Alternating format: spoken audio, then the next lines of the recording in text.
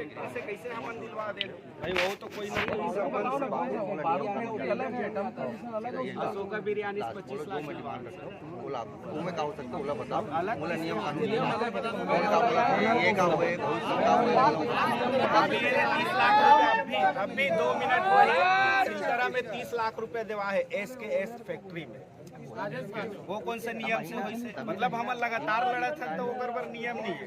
मतलब ये पीड़ित परिवार पर सब नियम लागू होते और जिन कंपनी वाले प्रबंधक है ओकर बर कोई भी प्रकार के नियम लागू नहीं। भाई ओकर ऊपर FIR होना चाहिए। बिना सेफ्टी के काम करवाते, बैरिकेटिंग नहीं करे में वो आप करा सकते हो, अभी भी FIR करा सकते हो। भाई जब वो उसके FIR कार्रवाई होगी, FIR होगी ना, करा सकते हैं। FIR होगी। अरे पीड़ित पक्षकार मर्ग में जांच कर सकते हैं अभी। जांच में अगर आएगा तो FIR हो जाएगा, 304 रहेगा।